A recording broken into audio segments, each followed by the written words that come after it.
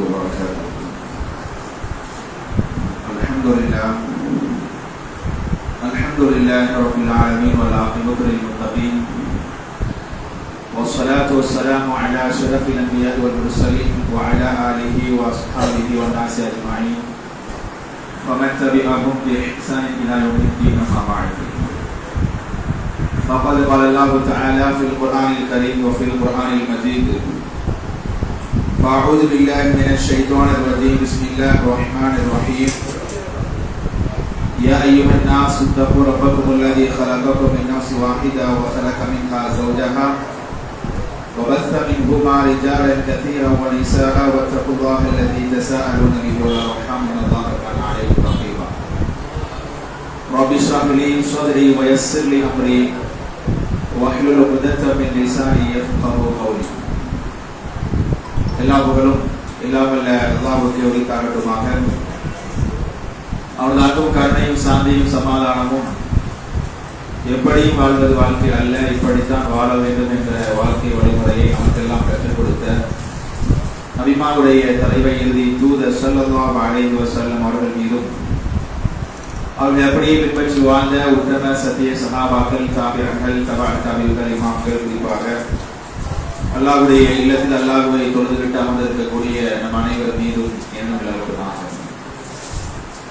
அன்பார்ந்த சகோதரர்களே, சகோதரிகளே, தாய்மார்களே, அல்லாஹ்வுடைய மாபெரும் கிருபையினால் சிறப்பிற்குரிய ரமதான் மாதத்தினுடைய இரவு தொழுகையை நிறைவு செய்தவர்களாக அல்லாஹ்வுடைய இல்லத்தில் அமர்ந்து கொண்டிருக்கிறோம். அல்லாஹ் ரப்பல் ஆலமீன் நம்முடைய எண்ணங்களையும் செயல்பாடுகளையும் ஏற்றுக்கொண்டு அதற்குரிய கூலியை மேலும் மறுமையில் வாங்கியிருப்பானாக.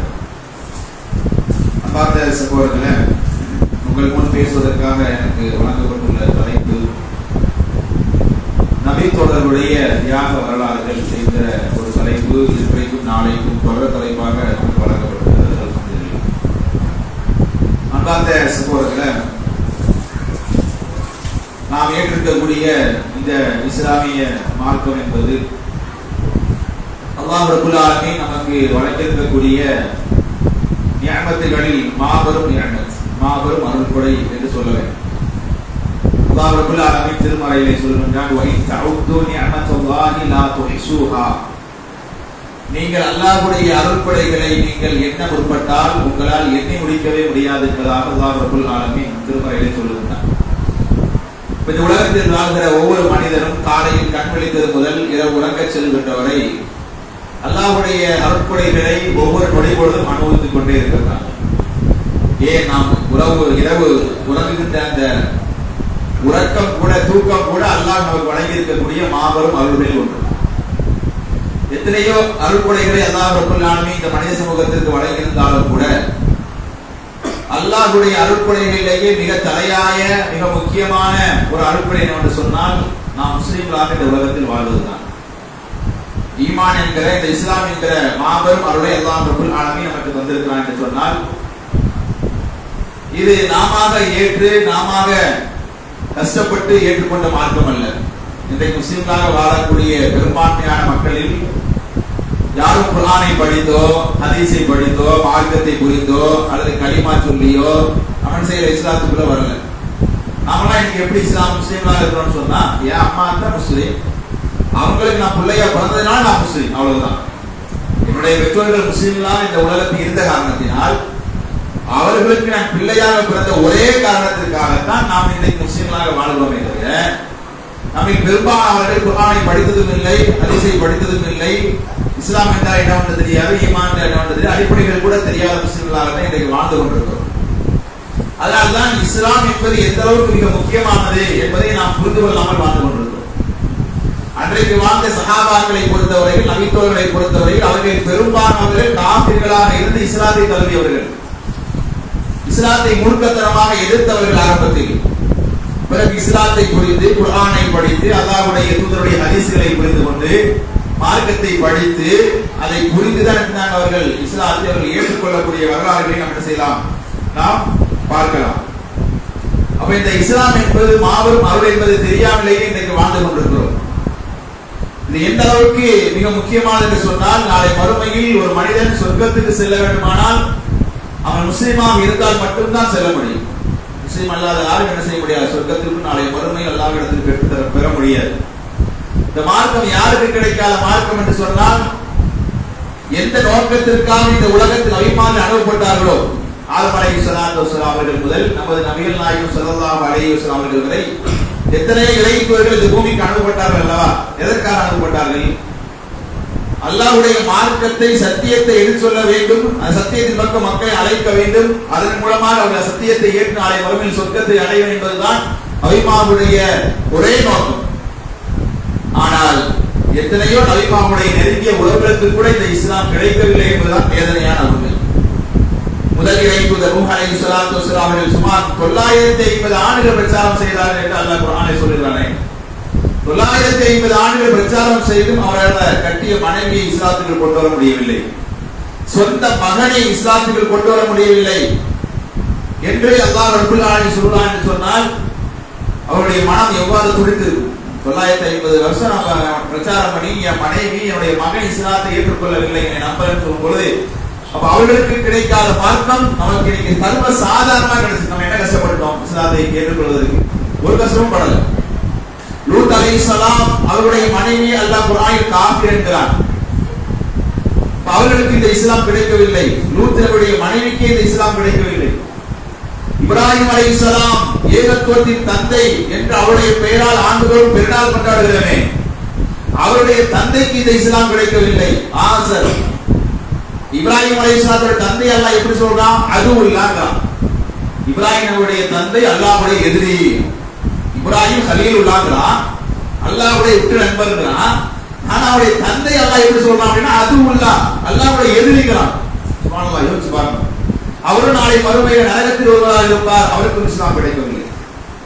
நபிகள் நாயகம் ஸல்லல்லாஹு அலைஹி வஸல்லம் அவருடைய தாயாரும் தந்தையாரும் ஐயாமுல் ஜாஹிலியா காலகட்டத்தில் வாழ்ந்து மரணித்தவர் என்ற காரணத்தினால் அவர்களுக்கும் இஸ்லாம் கிடைக்கவில்லை. அல்லாஹ்வுடைய தூதர் ஸல்லல்லாஹு அலைஹி அவர்கள் தன்னுடைய தாயை பற்றி சொல்லும் பொழுது சொல்கிறார்கள், நான் அல்லாஹ்விடத்திலே 2 அனுமதிகளை கேட்டேன்.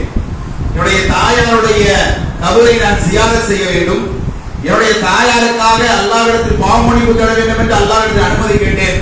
அல்லாஹ் ஒன்றுக்கு அனுமதி வழங்கினான், இன்னொன்றுக்கு அல்லாஹ் அனுமதி வழங்கவில்லை.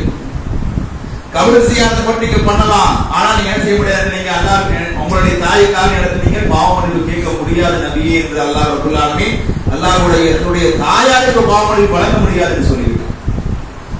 அல்லாஹ்வுடைய தூதருடைய தந்தையும் அப்படித்தான். ஒரு நபர் வருகிறார், அல்லாஹ்வுடைய தூதரே என்னுடைய தந்தை மரணித்து விட்டார், அவர் இப்பொழுது எங்கே இருப்பார் என்று கேட்கிறார். அப்ப அல்லாஹ்வுடைய சொன்னார்கள், ரூஹின்னார், அவர் மறுமையில் அவர் நரகத்திலே இருப்பார் என்று சொல்கிறார்கள். அவர் அழுது கொண்டே திரும்ப செல்கிறார். செல்கிற நபரை அழைத்து விடுறார்கள், உன்னுடைய தந்தை மட்டுமல்ல தோழரே, என்னுடைய தந்தை அப்துல்லாவும் நரகத்தில் தான் நாளை மறுமையில் இருப்பார் என்று அல்லாஹ்வுடைய தூதர் சொன்னாங்க. அப்படின்னா எவ்வளவு வேதனையான ஒரு வாசகம் அது. பேர் என்ன? அப்துல்லா. அல்லாஹ்வுக்கு பிடித்தமான பேர் அப்துல்லா. தாயாருடைய பேர் என்ன? ஆமினா. அல்லாஹ்வுக்கு ஆமினான்றது ஒரு நல்ல அழகான ஒரு பெயர். அப்படிப்பட்ட பெயரை தாங்கி அல்லாஹ்வுடைய பெற்றோர்களுக்கு இந்த இஸ்லாம் கிடைக்கவில்லை. அல்லாஹ்வுடைய தூதர் ஸல்லல்லாஹு அலைஹி பெரிய தந்தை அபூ தாலிப், அல்லாஹ்வுடைய தூதர் ஸல்லல்லாஹு அலைஹி வஸல்லம் அவர்கள் உயிரோடு இருக்கும் வரை மிகவும் நெருக்கமாக பக்கபலமாக இருந்தவர். இஸ்லாத்தை ஏற்றுக்கொள்ளவில்லை என்று சொன்னாலும் அல்லாஹ்வுடைய தூதருக்கு ரொம்ப பக்கபலமாக இருந்தார் உயிரோடு இருக்கும் வரைக்கும். அவர் இருக்கும் வரை எதிரிகளால் அல்லாஹ்வுடைய தூதரை பக்கத்தில் கூட நெருங்க முடியல, அந்த அளவுக்கு ரொம்ப உறுதியாக இருந்தவர். மரண தருவாயில் இருக்கிறார். அல்லாஹ்வுடைய தூதர் சொல்கிறார்கள், பெரிய தந்தையே கலிமாவை மட்டும் சொல்லுங்க, லா இலாஹ இல்லல்லாஹ் முஹம்மது ரசூலுல்லாஹ் மட்டும் சொல்லுங்க போதும், நான் உங்களுக்கு சொர்க்கத்துக்கு கேரண்டி என்று சொன்னார்கள். அல்லாஹ்வுடைய தூதர் ஸல்லல்லாஹு அலைஹி அவர்கள் பக்கத்துல 2 பேர் உட்கார்ந்து கெடுத்து விட்டான். முஹம்மதுடைய பேச்சை கேட்காதீங்க, ஏன்னா என்னைக்குமே நான் உங்களுக்கு நல்லது சொல்லும் பொழுது கெடுக்கிறது 2 பேர் இருப்பாங்களா இல்லையா? அந்த மாதிரி 2 பேர் இருந்தாங்க. அப்துல் முத்தலிபுடைய மார்க்கத்தை விட போகிறாயா என்று கேட்டார்கள். அவர் சொன்னார், அபூ தாலிப், நான் அப்துல் முத்தலிபுடைய மார்க்கத்திலே இருந்து கொள்கிறேன் என்று சொல்லிவிட்டு மரணித்து விட்டார். அல்லாஹ் ரப்பல் ஆலமீன் என்ன சொன்னான் தெரியுமா? நபியை நினைத்தவரை எல்லாம் என்ன செய்ய முடியாது, இஸ்லாத்திற்கு நுழைவிக்க முடியாது என்கிறான். உங்க பெரியப்பாவா இருந்தாலும் சரி, யாரா இருந்தாலும் சரி, நான் நினைச்சாலும் அவர் இஸ்லாத்துக்குள் வர முடியும் என்று அல்லாஹ் ரப்பல் ஆலமீன் வசனத்தை இறக்கக்கூடிய அளவுக்கு அவர் இஸ்லாத்தை ஏற்றுக்கொள்ளாமே மரணித்தார். பாருங்க, எந்த நோக்கத்திற்காக இறைத்தூதர்கள் அனுப்பப்பட்டார்கள், அந்த நோக்கத்தை அவருடைய நெருங்கிய உறவுகளுக்கு கூட கொண்டு சேர்க்க முடியாத நெருக்கடியில் நபிமார்கள் இருந்தார்கள் சொன்னால் நமக்கெல்லாம் எவ்வளவு ஈஸியா இஸ்லாம் கிடைச்சிருச்சு, நமக்கு எவ்வளவு ஈஸியா இஸ்லாம் கிடைச்சிருச்சு. நம்ம என்ன கஷ்டப்பட்டது, இஸ்லாத்தை ஏற்றுக்கொள்வதற்கு என்ன கஷ்டப்பட்டது? ஒரு கஷ்டமும் இல்ல. எங்க அம்மா தான் முஸ்லீம் என்ற ஒரே காரணத்தினால் இன்றைக்கு நான் முஸ்லீமை தவிர நான் குர்ஆனை படிக்கவில்லை, நான் ஹதீஸை படிக்கவில்லை, நான் இஸ்லாத்தை புரியவில்லை, அதற்கான எந்த ஸ்டெப்பும் நான் எடுக்கல. அன்றைக்கு வாழ்ந்த முஸ்லீம்களாகிய சஹாபாக்கள் அவர்கள் இஸ்லாத்திற்காக எல்லாத்தையும் இழந்தார்கள். இன்றைக்கு நாமும் இழப்போம். மார்க்கத்திற்காக நாம் தியாகம் செய்வோமா என்று சொன்னால் அது கேள்விக்குறிதான். ஆனால் நம்முடைய வாழ்க்கையில் பல அர்ப்பணிப்புகள் இருக்கும், தியாகங்கள் இருக்கும். எந்த அடிப்படையில்?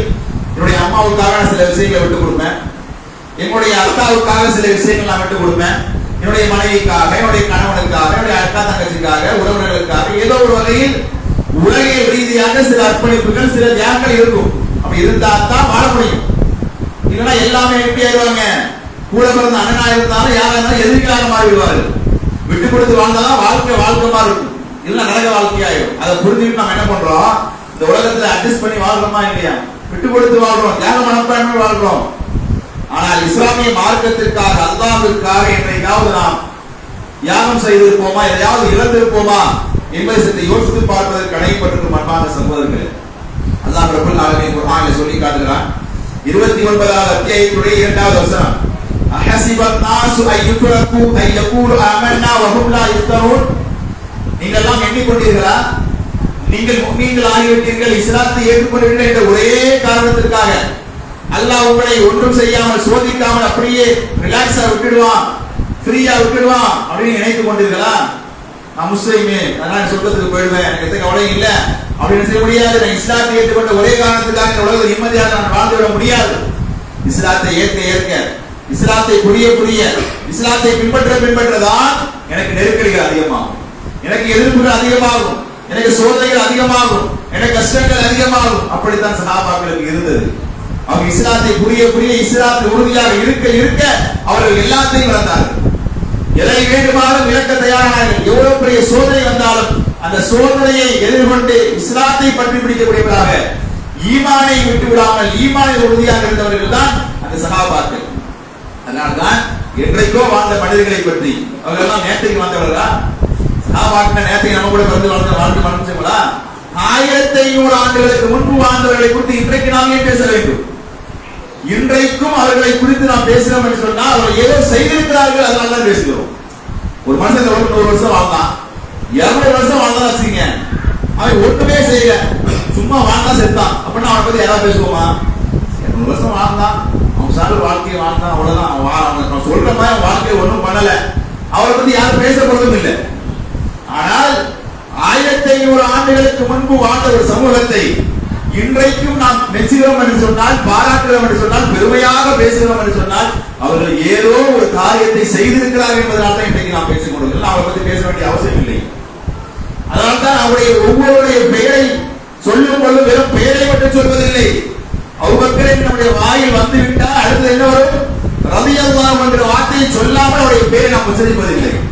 உமர், உஸ்மான், அலி, பாத்திமா, கதீஜா, ஆயிஷா, இப்படி எந்த சஹாபி ஆண்களாக இருந்தாலும் சரி, சஹாபிய பெண்களாக இருந்தாலும் சரி, அவருடைய பெயரை உச்சரித்து விட்டால் ரலியல்லாஹு அன்ஹு, பெண்களாக இருந்தால் ரலியல்லாஹு அன்ஹா என்கிற பெயரை சொல்லாமல் நாம் அவருடைய பெயரை நாம் உச்சரிப்பதில்லை.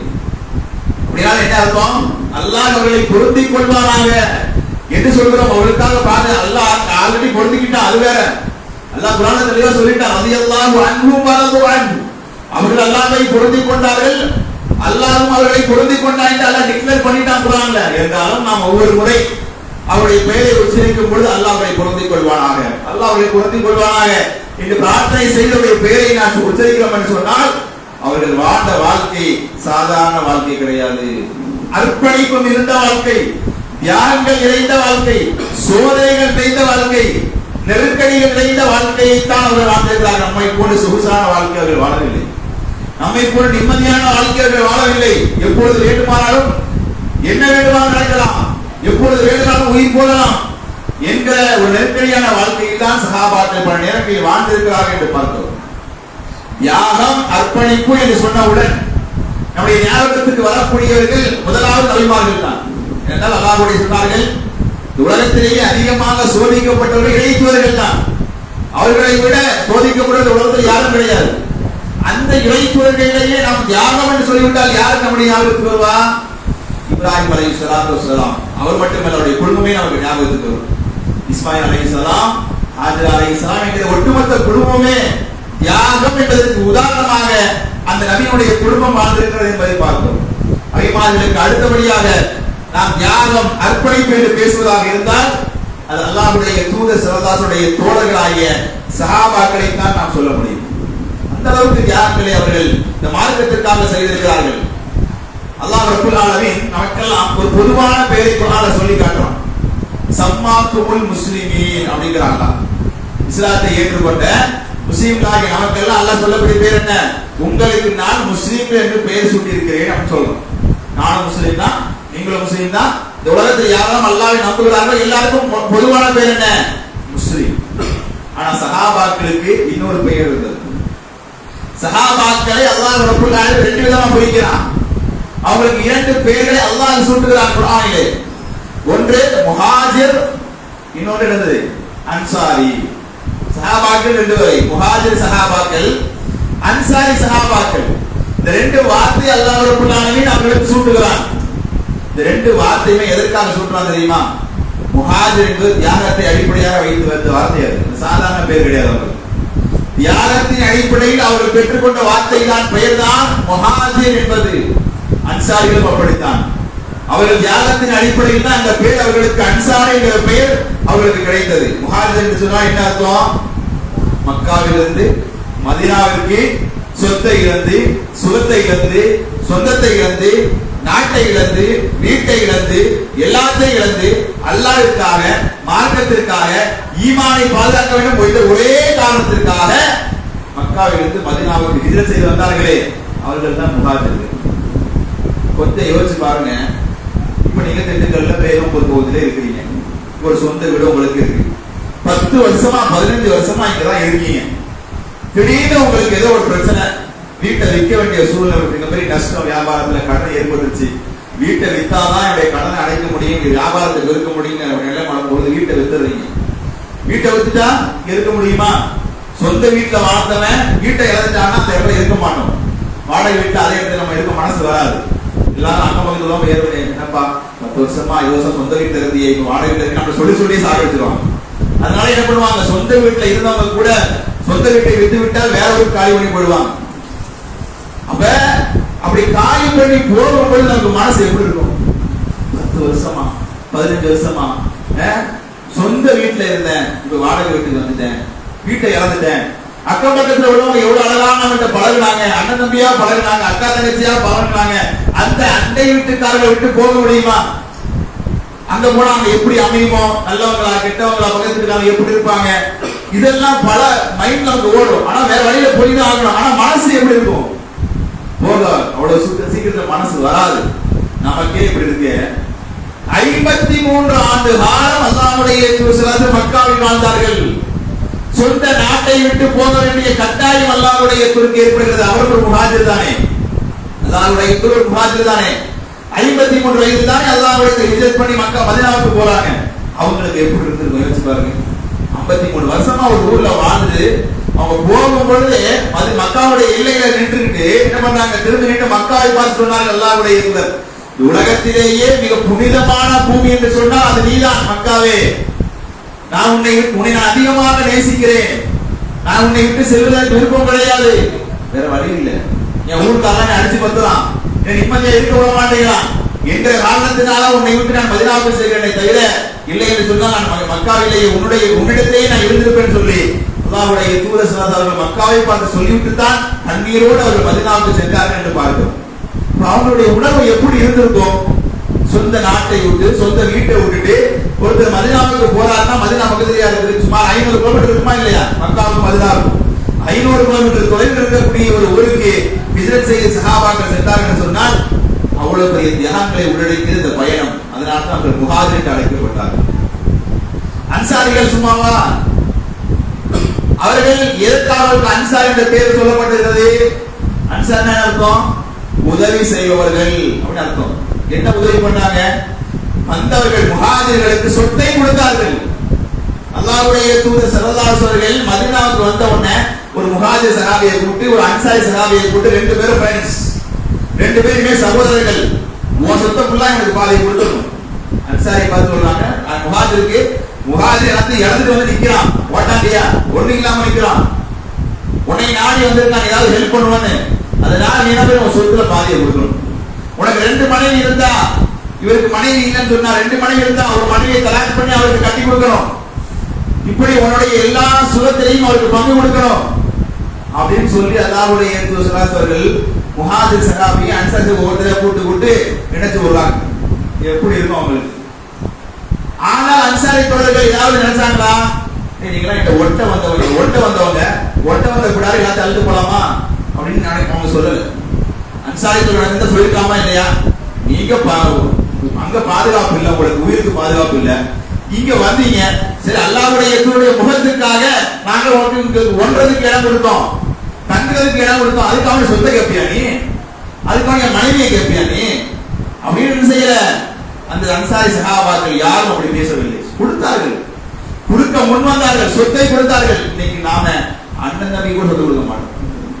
இன்னைக்கு நாம சொத்துன்னு வந்துட்டா அண்ணன் என்னடா தம்பி என்னடா இருக்குதா இல்லையா? நிலைமை தானே. அம்மா மௌத்தா போயிட்டா, அத்தா மௌத்தா போயிட்டா அடுத்து பேசுறான், ஆஹா அத்தா மௌத்தா போயிட்டா சொத்து எல்லாம் பார்க்கணும், இல்ல அண்ணன் ஆட்டையை போட்டுருவான், இல்ல தம்பி ஆட்டையை போட்டுருவான், நம்ம உஷாராகி நம்ம என்னத்தையாவது ஆட்டையை போட்டு போயிடணும் என்று இன்றைக்கு உடன் பிறந்த சகோதர சகோதரர்களுக்கு சொத்து பிரச்சனையை பார்க்கிறோம். அதுக்கு அடிச்சுக்கிட்டு சாகக்கூடிய நபர்களை பார்த்து தானே செய்கிறோம். ஆனா அவங்களுக்கு என்ன சம்பந்தம்? அன்சாரிக்கு முஹாஜிருக்கு என்ன சம்பந்தம்? ஒரு சம்பந்தம் கிடையாது, ஈமானிய உறவை தவிர. நீ முஸ்லிம் நானும் முஸ்லிம் என்கிற உறவை தவிர நீ சொந்தமா வந்தமா, நீ ஒண்ட வந்த உனக்கு இடம் கொடுத்தேன், உனக்கு நான் என்ன சொத்து கொடுக்கணும் போடா அப்படின்னு சொல்லலாமா இல்லையா? கொடுத்தார்கள், அல்லாஹ்விற்காக கொடுத்தார்கள். எந்த முக சுளிப்பும் இல்லாமல் அல்லாஹ்வுடைய சொன்ன ஒரே காரணத்திற்காக அவர்கள் அள்ளி கொடுத்தவர்கள் தான் அன்சாரிகள். அதனால தான் அவர்கள் பேர் அன்சாரி, உதவியாளர்கள் என்று அல்லாஹ் ரப்பல் ஆலமீன் அவர்களை பெருமையாக திருமறை குர்ஆனில் சொல்லுகிறார் என்று சொன்னால் அவர்கள் செய்த தியாகங்கள் எப்படி. சரி, ஹிஜ்ரத் அந்த பயணம் என்பது மிகப்பெரிய தியாகத்தின் அடிப்படையிலான பயணம் தான். அந்த பயணத்தை நீங்க பாத்தீங்கன்னு சொன்னா எல்லா சஹாபாக்கள் என்ன பண்ண ஹிஜ்ரத் பண்ணி மதீனாவுக்கு வருகிறார்கள். அதுல நிறைய சம்பவம் இருக்குது. அதுல குறிப்பாக அல்லாஹ்வுடைய தூதர் ஸல்லல்லாஹு அலைஹி வஸல்லம் அவர்கள் கவனிச்சாங்க, ஒரு கட்டத்துல ஹிஜ்ரத் பண்ணி வராங்க. அபூபக்கர் சித்திக் ரலியல்லாஹு அன்ஹு அவரோடு ஹிஜ்ரத் பண்ணி மதீனாவுக்கு வரும் பொழுது தன்னுடைய வீட்டுல தான் உறங்கக்கூடிய இடத்துல யார படுக்க வச்சுட்டு வராங்க? அலி ரலியல்லாஹு அன்ஹு அவர்களை தன்னுடைய படுக்கையில் படுக்க வச்சுட்டு கிளம்பிடுறாங்க. வாசல்ல ஒரு 12 பேர் நிக்கிறான், எல்லாம் இளைஞர்கள் பட்டாலும் கொலை வெறியோட நிக்கிறான். காலையில எஞ்சி வருவாரு முகம்மது, ஒரே வெட்டா வெட்டி சாச்சிடலாம், ஒரே வெட்டா வெட்டி சாச்சிடலாம் அவரை அப்படின்னு 12 பேர் நிக்கிறான் வாசல்ல. ரசூலுல்லாஹ் அவங்க கண்ணுல தான் போனாங்க, கண்ணுல மண்ணை தூக்கிட்டு போயிட்டாங்க, அவன் கண்ணுக்கே தெரியல. மறுநாள் கை விட்டா ஏமாந்து போனா அது வேற விஷயம். ஆனா இங்க அலி ரலியல்லாஹு அன்ஹுடைய நிலையை நாம் யோசிச்சு பார்க்க வேண்டும். அலி ரலியல்லாஹு அன்ஹு அவர்கள் ஒரு வகையில் அல்லாஹ்வுடைய தூதருடைய நெருங்கிய உறவினர் தான் என்றாலும் கூட, தம்பி போலதான் ரசூலுல்லாஹ்வுக்கு என்றாலும் கூட யாரும் முன் வருவா உயிரை கொடுக்கிறதுக்கு? என்ன அவர் வாசல பண்றது நிக்கிறான் போடுறதுக்கு, நீங்க நினைச்சு என்னை விட்டாங்க நான் என்ன பண்றது, உங்களுக்கு நான் உயிர் கொடுக்க முடியுமா அப்படின்னு அவர் நினைச்சிருக்கலாமா இல்லையா? கொடுத்தார். அல்லாஹ்வுடைய தூதருக்காக என் உயிர் போனாலும் பரவாயில்லை என்று அந்த நேரத்தில் அங்கே அப்படி ஒரு நிலையில் அலி ரலியல்லாஹு இருந்தாங்கன்னு சொன்னா அவருக்கு எந்த அளவுக்கு அல்லாஹ்வுடைய தூதர் மீது பாசம் இருந்திருந்தால், நேசம் இருந்திருந்தால் அப்படிப்பட்ட ஒரு நிலையில் அவர் இருந்திருப்பார். நாம் இருப்போமா? நாம ஏற்போமா? பேருக்கு பேசுவோம், பெருமையா பேசுவோமே தவிர செயல்பாடு என்று வரும் பொழுது நம்ம பின்வாங்கிடுவோம். இதெல்லாம் நம்ம நடக்கிற காரியம் இல்ல, ஏன் உயிர் பாதுகாத்தா போதுன்னு ஓடிடுவோம். அதே போல பாருங்க, அபூபக்கர் சித்திக் ரலியல்லாஹு அன்ஹு அவர்களோடு தான் அல்லாஹ்வுடைய ஹிஜ்ரத் பயணம் மேற்கொள்கிறார்கள். அது சாதாரண பயணம் கிடையாது. எது குறைஷிகள் பின்னாடி வளர்த்துக்கிட்டே வரான். அல்லாஹ்வுடைய தூதரை உயிரோடோ அல்லது பிணத்தோடோ யார் கொண்டு வந்தாங்களோ அவர்களுக்கு 100 ஒட்டகங்கள் தரதுக்கு ரெடியாகிறான், எல்லாம் விலை பேசி நிற்கிறான். ஒருத்த பின்னாடி சுராக்கா இவனை மாளிகை போய் துரத்திக்கிட்டே வரான், பின்னாடி பிடிச்சிட்டு 500 ஒட்டகத்தை வாங்கிடலாம், 100 ஒட்டகத்தை வாங்கிடலாம். ஆனா அதையும் அல்லாஹ் ரப்பல் ஆலமீன் அவனுடைய கண்ணில் மனத்தை வீசினான்றது வேற விஷயம். நீ கவனிக்க வேண்டியது அபூபக்கர் சித்திக் ரலியல்லாஹு அன்ஹு அந்த நிலை. அவங்க என்ன பண்ணாங்க தெரியுமா? அல்லாஹ் இப்ப 2 பேர் நம்ம ஒரு இடத்துக்கு போறோம் அப்படின்னா 2 பேர் கையை பிடிச்சுக்கிட்டு அல்லது பேசிக்கிட்டே அப்படி ஒன்னா தானே போவோம். 2 பேர் போறோம் அப்படின்னா என்ன செய்வோம், ஒன்னா பேசிக்கிட்டே அப்படியே போவோம். ஆனா அபூபக்கர் சித்திக் ரலியல்லாஹு அன்ஹு அப்படி போகல. அல்லாஹ்வுடைய தூதர் ஸல்லல்லாஹு அலைஹி வஸல்லம் பின்னால் வருகிறார்கள். அபூபக்கர் சித்திக் ரலியல்லாஹு ரசூலுல்லாஹ் முன்னா போறாங்க. ஒரு நேரம் கழிச்சு பார்த்தா அபூபக்கர் சித்திக் முன்னாடி போறாரு, ரசூலுல்லாஹ் பின்னாடி வராங்க. திரும்பி அந்த வலது பக்கம் போறாரு, திரும்பி இடது பக்கம் போறாரு, இப்படி ரவுண்ட சுத்தி போறாரு ரசூலுல்லாஹ். ஒரே இடத்துல ஒன்னா போகல, முன்னாடி போறாரு, பின்னாடி வராரு, அங்க போறாரு, இங்க போறாரு. அப்ப சஹாபாக்கள் சொல்றாங்க, பாபுக்கு என்ன பிரச்சனை உங்களுக்கு? என் கூட வாங்கல, சேர்ந்து ஒன்னா போவோம். எதுக்கு முன்னாடி போறீங்க, பின்னாடி போறீங்க, எதுக்காக இது பண்றீங்க அபூபக்கர் அப்படின்னு கேட்டாங்க. அல்லாஹ்வுடைய தூதர் அவர் சொன்ன வார்த்தை என்ன தெரியுமா? அல்லாஹ்வுடைய தூதர், நம்ம டூரா போறோம், நம்ம என்ன சுற்றுலாவை போய்கிட்டு இருக்கோம், ஒன்னா போறதுக்கு ஜாலியா பேசிக்கிட்டு போற பாதை கரடு முரடான பாதை, பின்னாடி துரத்திட்டு வராங்க கொலவெறியோட, மாட்டினோம்னா அவ்வளவு சங்குதான், உயிர் போயிடும். எனவே எதிரிகள் உங்களை முன்னால் இருந்து தாக்கி விடுவார்கள் என்று நான் பயப்பட்டால் உங்களுக்கு முன்னால் வந்து நான் இருப்பேன். ஏனென்றால் எதிரிகள் தாக்கக்கூடிய தாக்குதல் என் மீது வரட்டும். எதிரிகள் ஒருவேளை உங்களை பின்னால் இருந்து உங்களை தாக்கி விடுவார்கள் நான் பயந்தால் உங்களுக்கு பின்னால் நான் நின்று கொள்வேன். எதிரிகளுடைய தாக்குதலுடைய முதுகை பதம் பார்க்கட்டும். அப்ப சைடுல இருந்து தாக்கினா சைடு அடிப்பேன். இப்படி அல்லாஹ்வுடைய தூதருடைய உயிரை பாதுகாப்பதற்காக அபூபக்கர் சித்திக் ரலியல்லாஹு அன்ஹு என்ன பண்ணாங்க, சுத்தி வராங்க. பாருங்க, என்னுடைய உயிர் போனாலும் பரவாயில்லை, எனக்கு எவ்வளவு பெரிய ஆபத்து வந்தாலும் பரவாயில்லை, ஆனால் அல்லாஹ்வுடைய தூதர் சொன்னார் அவர்களுக்கு எந்த ஆபத்தும் வந்துடக்கூடாது. சவுலங்கள் கோயில போனா தங்கினாங்களா, இந்த சம்பவம் எல்லாருக்குமே தெரியும். உள்ள போகும் பொழுது என்ன பண்றாங்க, அல்லாஹ்வுடைய நீங்க முதல்ல போகாதீங்க, நான் ஃபர்ஸ்ட் போறேன். ஏன்னா அவங்க உள்ள எதனால இருக்கலாம், ஏதாவது ஆபத்துகள் இருக்கலாம், ஏதாவது விசேஷங்கள் இருக்கலாம், அது உங்களை கடிச்சிடும். அதனால நான் போறேன், எனக்கு கடிவானாலும் பிரச்சனை இல்லை அப்படின்னு அவர் போய் அந்த இடத்தை கிளீன் பண்ணிட்டு செய்றாரு. அல்லாஹ்வுடைய தூதர் உள்ள கூப்பிடுறாரு, உள்ள கிளீன் பண்ணிட்டு உள்ள போயாச்சு. அல்லாஹ்வுடைய தூதர் அவர்கள் அபூபக்கருடைய மடியில தலை வைத்து தூங்குகிறார்கள். அங்கே சில ஓட்டைகள் தான் இருக்குது, அது தன்னுடைய ஆடையை வச்சிருந்து ஒரு ஓட்டையை அடிக்கிறாரு, இன்னொரு ஓட்டையை என்ன பண்றாரு, என்னுடைய காலை வச்சு அடிக்கிறாரு அபூபக்கர் சித்திக் ரலியல்லாஹு அன்ஹு. அந்த பொந்தில இருந்து ஒரு விசைந்து, அது பாம்போ என்னவோ ஏதோ ஒரு விசைந்து அபூபக்கர் சித்திக் காலை தீண்டி விடுகிறது. நம்மலாம் ஒரு எறும்பு கடிச்சாலே டக்குன்னு எழுப்பி விடுவோம், அப்படின்னு. என்னடா தூங்கிட்டு இருக்க, என்ன எறும்பு கடிச்சிருச்சுடான்னு, என்ன அது கடிச்சிருச்சு இது கடிச்சிருச்சு, நீங்க உடனே தூங்க வேண்டிய கிடக்கு, போய் வந்து மருத்துவ வாங்கிட்டு போ, கையில போ அப்படின்றோம்.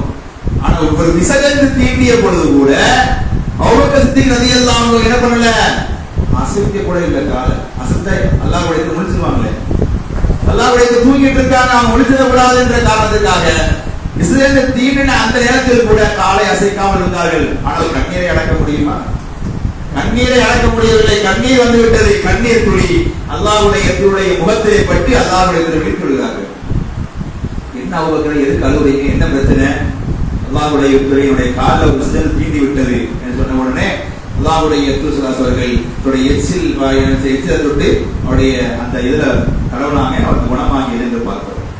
இந்த இடத்தில் அபூபக்கர் சித்திக் ரலியல்லாஹு அன்ஹுடைய அந்த நிலை, அல்லாஹ்வுடைய தூதருக்காக தன்னுடைய உயிரை கூட துச்சமாக மதித்து அல்லாஹ்வுடைய தூக்கத்திலிருந்து கூட எழுந்திடக்கூடாது அப்படின்னு சொல்லி உயிர் போனாலும் பரவாயில்லை என்று அந்த விஷயத்தை தீண்டிய பொழுது கூட அவர் அமைதி காத்தார் என்று சொன்னால், எவ்வளவு அல்லாஹ்வுடைய தூதர் மீது ஒரு மனிதருக்கு நேசம் இருந்திருந்தால், ஒரு பாசம் இருந்திருந்தால் அப்படி ஒரு நிலையை அவர் கையாண்டு இருப்பார் என்பதை நாம் சற்று யோசித்து பார்ப்பதற்கு கடமைப்பட்டிருக்கிறோம் அன்பார்ந்த சகோதரர்களே. அதே போல நீங்க பாத்தீங்கன்னு சொன்னா அன்சாரி சஹாபாக்களை பொறுத்தவரையில அவங்க எல்லாத்தையும் கொடுத்தாங்க முஹாஜிரான சஹாபாக்களுக்கு. ஒரு கட்டத்துல அல்லாஹ்வுடைய தூதர் மரணத்திற்கு பிறகு வந்த கலீஃபாக்கள் யாருன்னு சொன்னா, வந்த 4 கலீஃபாக்களுமே யாருதான், முஹாஜிர்கள் தான். அபூபக்கர் சித்திக் ரலியல்லாஹு அன்ஹு அவர்கள் ஒரு முஹாஜிர், உமர் இப்னு கத்தாப் ரலியல்லாஹு அன்ஹு ஒரு முஹாஜிர், உஸ்மான் ஒரு முஹாஜிர், அலி ரலியல்லாஹு அன்ஹு ஒரு முஹாஜிர். எல்லாமே ஹிஜ்ரத் பண்ணி வந்தவங்க, பாதுகாப்பு தேடி வந்த நாட்டில் அவங்களே அதிபதி ஆயிட்டாங்க, அவங்களே தலைவர் ஆயிட்டாங்க, ஜனாதிபதி ஆயிட்டாங்க. இப்ப இந்த அன்சாரிகள் என்ன பண்ணிருக்கணும், அல்லாஹ்வுடைய தூதர் ஜனாதிபதியா இருந்தாங்க, ஓகே, அல்லாஹ்வுடைய தூதருக்காக நாங்க விட்டு கொடுத்தோம், இப்ப நீங்க எதுக்கு ஜனாதிபதி ஆகணும், இது ஏன் நாடு ஏன் ஊரு, நாங்கள் தான் தலைவராக இருக்க முடியும், நாங்க தான் ஆட்சி செய்வோம், எங்களுக்கு கீழே இருக்கிறதா இருந்தா இரு, எல்லாம் எங்கே போய் தொலை அப்படின்னு சொல்லியிருக்க முடியுமா முடியாத அன்சாரி சொல்றாங்க. இன்னைக்கு அப்படித்தானே செய்கிறார்கள். இன்னைக்கு சமூகம் அப்படிதான் இருக்குது. என் ஊர்ல நீ எப்படிதான் வந்து இருப்ப அப்படின்னு.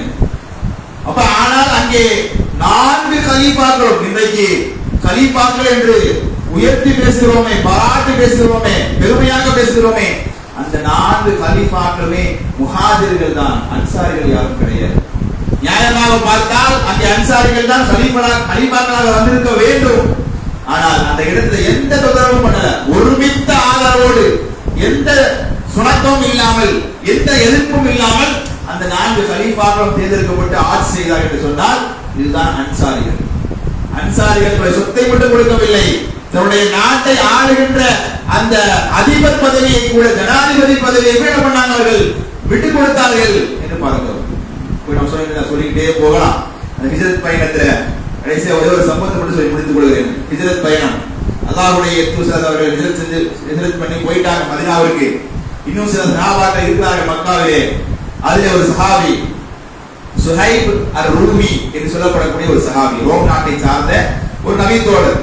அவர் என்ன செய்கிறாரு, ஹிஜ்ரத் செய்து மக்காவிற்கு வருகிறார், மதீனாவிற்கு வருகிறார். அவர் யாருன்னு சொன்னா மிகப்பெரிய ஒரு பணக்காரர்.